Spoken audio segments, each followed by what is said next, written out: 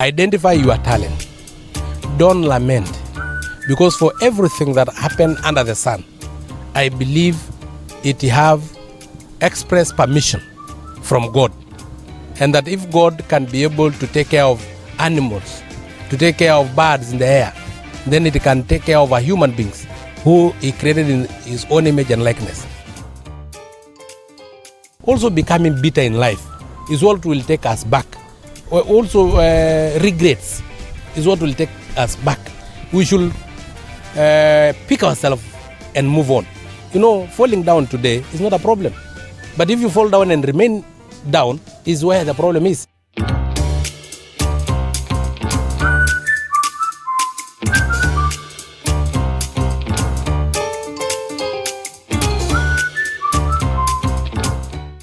Hello everyone from wherever you're watching. This is a special edition of Playground Chats. We are here in Mombasa. My name is Lucia Wanjiku and I'm going to be interviewing Honorable David Sankok, aka Nominee 001. Welcome.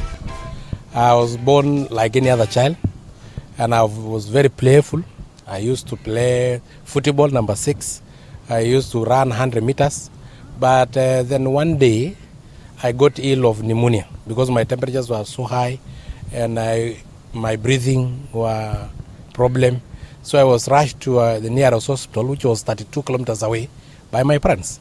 We arrived there at midnight and the doctor was a bit asleep. He was waking up around 5 times. So when he woke up, I don't know if he came with that needle for cows because he injected me. But fortunately enough, I got healed of pneumonia, but the following day I couldn't get out of bed because my right leg was paralyzed. So we went back to him. He said that I should be massaged using salty water, which we did for 2 weeks. There was no improvement, so I was taken to Kijabe Mission Hospital, where the doctors, after assessment, they came out with crutches and they told me, learn how to use these crutches because that is what you'll use throughout your life. I remember my parents wanted to sue the doctor. But because the Mzungu doctor in Kijabe Mission Hospital had told me that I've totally lost the use of my legs and that I have to use crutches, I saw there is no need of suing the doctor because I will not get my legs back. And if it is for compensation in terms of money, it is better for me to work for my money rather than waiting to be compensated, because also becoming bitter in life is what will take us back. Also regrets is what will take us back. We should pick ourselves and move on. You know, falling down today is not a problem. But if you fall down and remain down is where the problem is. So since I have accepted my disability, I decided to move on. In fact, I remember when I said that I will not be a witness in suing that doctor. My parents thought that I want to commit suicide.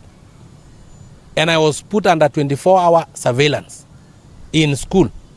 I used to spend my night at the headmaster's house. And also when I go to the toilet, one child must accompany me, thinking that I will commit suicide. But no, that is not what I meant.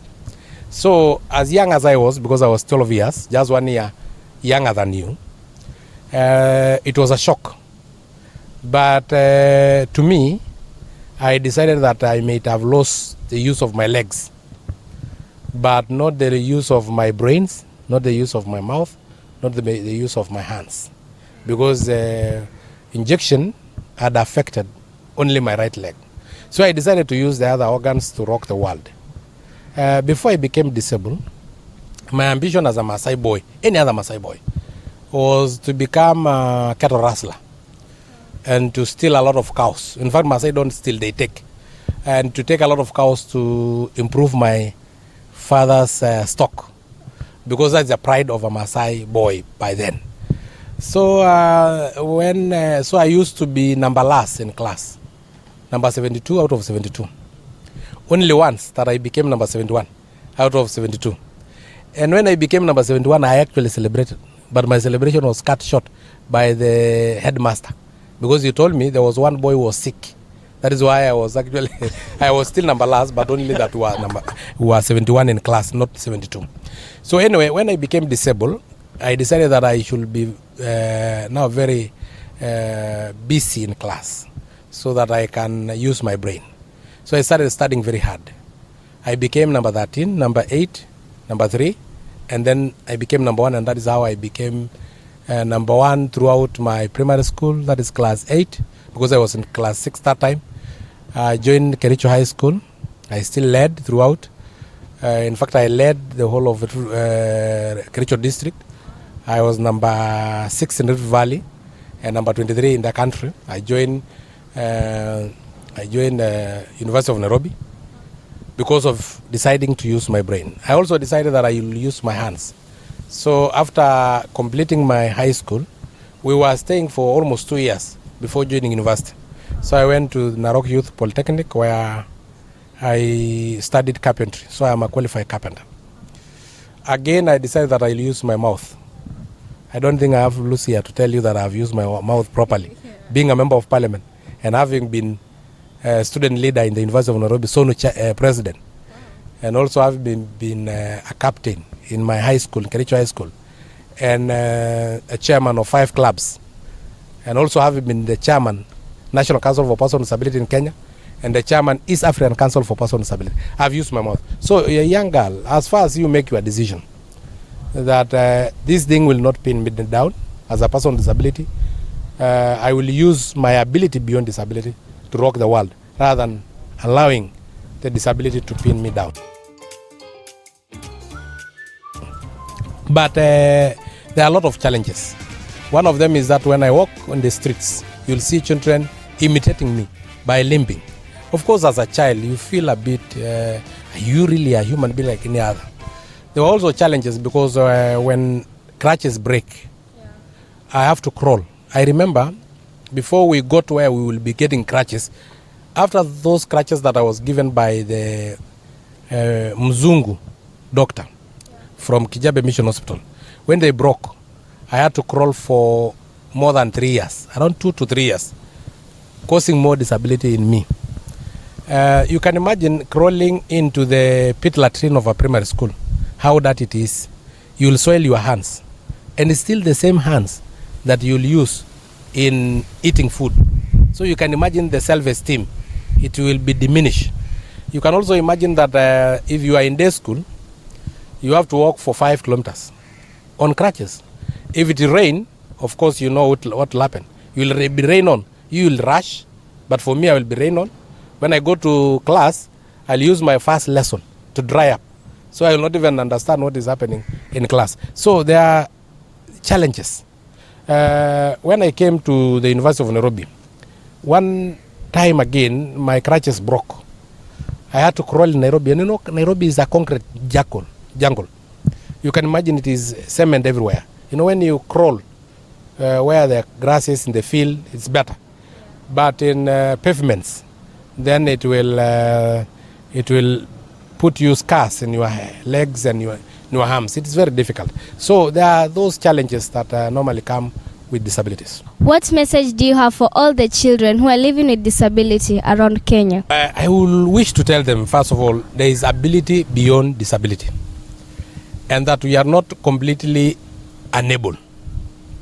Identify your talent.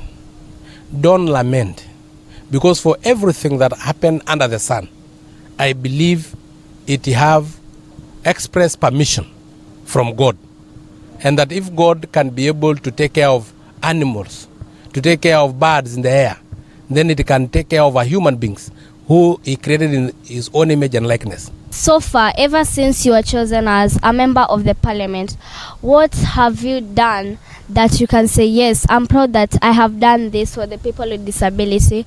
I have changed their lives in a certain way? This tortoise, you are 13 years and you are that intelligent and you can ask very intelligent questions. Anyway, I will answer you.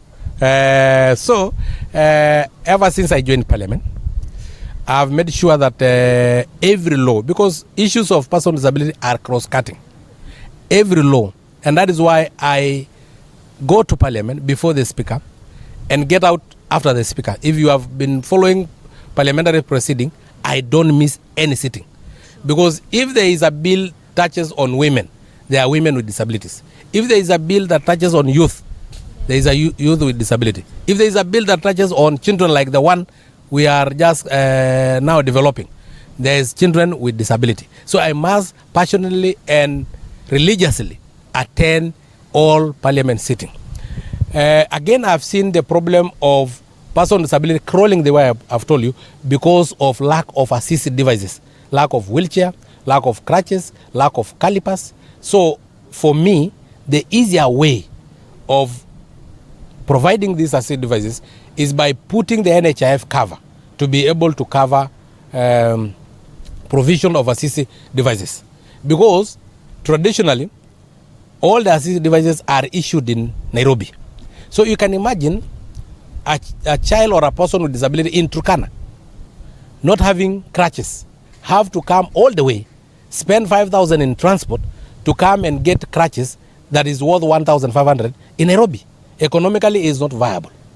And I said if NHIF can cover the provision of drugs for diabetes, for instance, which costs 10,000 per month, why can't it cover for the provision of assistive devices like crutches that cost 1,500 per year?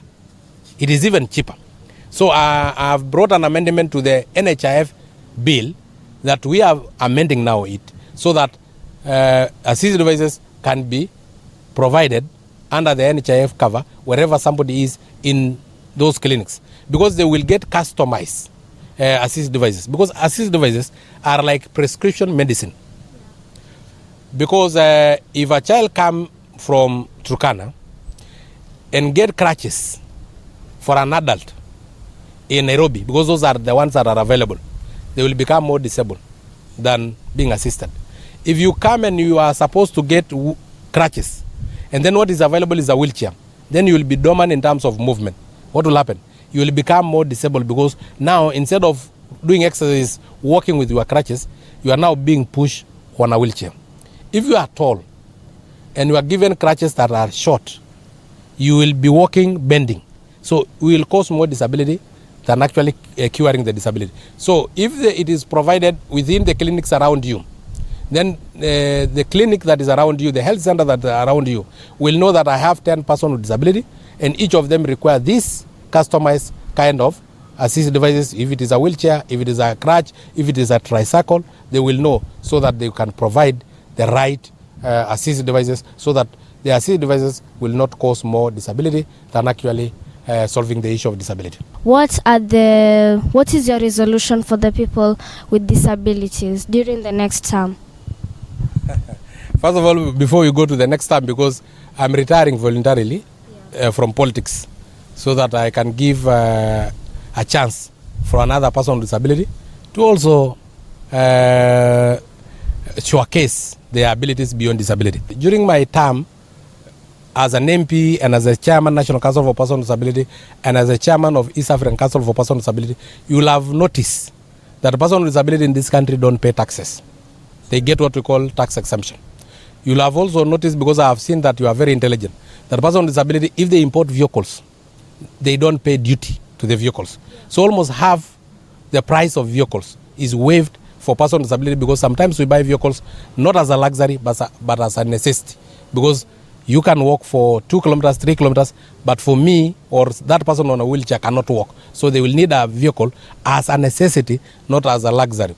You have also noticed that in all our TV stations, there is sign language interpretation, so that our brothers and sisters with hearing impairment can also access information. You'll also have noticed that in ministries, department and agency of the government, in performance contracting, there are marks that are awarded on disability mainstreaming. You'll have also noticed that in even your school, which school you come from? In your school that you come from, the board of management, there must be a representative for person with disability, because nothing about us without us. So long time ago, we used not to have them.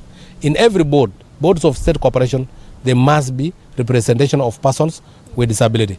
You've also noticed that I have lobbied for persons with disability to get even higher position in government management.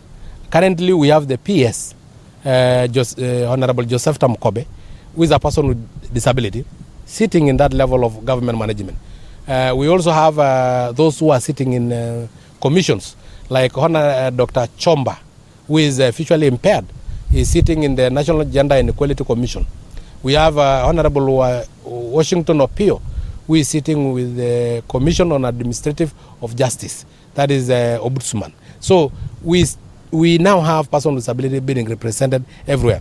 I also introduced a unit in the training of architects and engineers on issues of disability accessibility, so that they internalize how we build the built environment, so that they have ramps. Because you notice most of our buildings are not accessible to persons with disability. We may not even have toilets that are accessible to persons with disability. So we made sure, let us internalize it in the training of engineers and architects. Because the law gives us an opportunity or teeth to close buildings that are not accessible. But you know, we are in that world country. We have to balance between scaring away investors and implementing the law. So sometimes I turn a blind eye to those buildings that are not accessible, because most buildings are private and they are employing millions of Kenyans.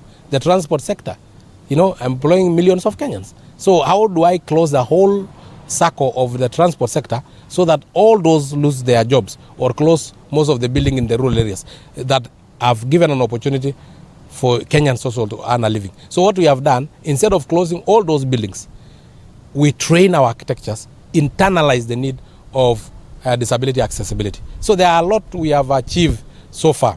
Now for my second term, which of course I'll be retiring from politics voluntarily. And I did that as the chairman, National Council for Persons with Disability. I retired voluntarily at the age of 38. And I gave an opportunity for another person with disability to lead that institution they call home. Currently we have Peter Mushiri being the chairman of that institution. Also my seat in parliament will be taken by another person with disability. I'll go for something else that God have planned for me. If then this is the highest position I will achieve in terms of leadership, I will always say hallelujah. I will always thank God, because I never thought in my wildest dream that I will ever be called an honorable. From the community I come from, called the Maasai, a person with disability is referred in 3 names. One name is Engoki, meaning laana, curse. The second is Ormaima, meaning a seal, the water seal, the animal. Yeah. The other one is Orngojine, meaning a hyena, fisi.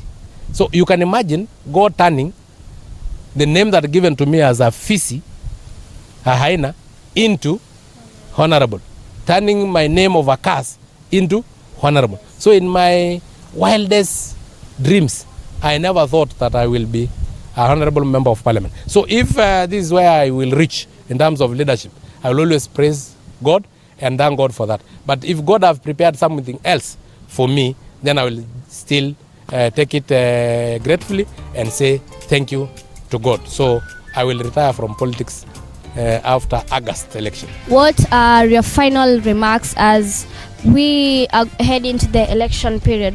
What would you like to tell Kenyans, or what message do you have for them? No one of us applied to be born a Kenyan. It is fate and destiny that have brought us together. We have to learn to live together as brothers and sisters, or perish together as fools. Those are the words of Martin Luther King Jr. So therefore, we must love our country and be patriotic enough as we head to the election. Remember that when you elect Ole Sankok, I will earn a salary for my kids. I will not earn a salary for you and for the community. So just do the election and the campaign peacefully. Don't allow to be misused. Because if you are misused and will not share my salary with you, why should you allow to be misused? It is children who are normally mostly affected. And we have to make sure that our children are the future of our country. But they can only be a future of our country if they are comfortable even during this campaign period. So I only advise all the politicians to be wary of what they say and to love their country first rather than their stomachs. Again, for the youth, you may be given 200 shillings to go and abuse leaders, and to demonstrate.